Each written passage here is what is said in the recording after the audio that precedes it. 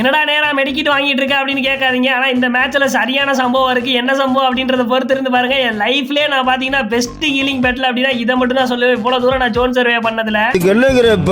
என்னடா சொல்ற அப்படின்னு கேட்டீங்கன்னா, ஆமாங்க இது ஃபுல்லாமே தமிழ் பிளேயர் லாபி. கிட்டத்தட்ட தமிழ் பிளேயர்ஸ் எத்தனை ரீஜியன் பிளேயர்ஸ் உள்ள கனெக்ட் ஆயிருக்காங்கன்னு எங்களுக்கே தெரியல. ஆனா இப்போ வந்து பாத்தீங்கன்னா வச்சுக்கோங்களேன், நானும் இருக்கிறதுக்கு அப்புறம் மெடிக்கிட் வாங்கிட்டு நேரம் லாஸ்ட் ஜோன் போவோம் அப்படின்னு சொல்லிட்டு நானும் பாத்தீங்கன்னா நேரம் லாஸ்ட் ஜோன் வந்துருவேன். என் டீமேட் 2 பேர் செத்து போயிட்டாங்க. சரி போய் ரிவே பண்ணி தொலைவோம் அப்படின்னு சொல்லிட்டு நானும் பாத்தீங்கன்னா வேகமா என் டீமேட்டை ரிவே பண்றதுக்கு வந்துட்டேன் வெண்டிங் பாக்ஸுக்கு. சரி இதுதான் சம்பவமா அப்படின்னு கேட்டீங்கன்னா வாய்ப்பே இல்லை. இந்த இடத்துல மெடிக்கிட்ட போட்டு என் டீமேட்டை ரிவே பண்ணி விட்டு இதுக்கப்புறம் தான் சம்பவமே ஆரம்பம். என்ன சம்பவம் அப்படின்னு பாத்தீங்கன்னா வச்சுக்கோங்களேன், நானும் இந்த இடத்துல வண்டியில எடுத்துட்டு வேகமா ஜோன் மூவ் பண்ண ஆரம்பிச்சிட்டேன். இதெல்லாம் சும்மா தான் ரிவே பண்ணி விட்டேன். ஆனா இதுக்கப்புறம் தான் மெயின் பிக்சரே இருக்கு. என்ன அப்படின்றத பொறுத்து இருந்து பாருங்க. நானும் பாத்தீங்கன்னா வேகமா ஜோன் போக ஆரம்பிச்சிட்டேன். ஜோன் பாத்தீங்கன்னா ரொம்ப லாங்ல தான் இருந்தது. அப்புறம் என்ன நீங்க ஆவலா கேட்ட அந்த ஹீலிங் பேட்டிலுக்கு போயிடலாம். இந்த இடத்துல பாத்தீங்கன்னா டீமேட் வெறியா வெயிட் பண்ணிக்கிட்டு இருக்காங்க. எதுக்குன்னு பாத்தீங்கன்னா சாவறதுக்கு.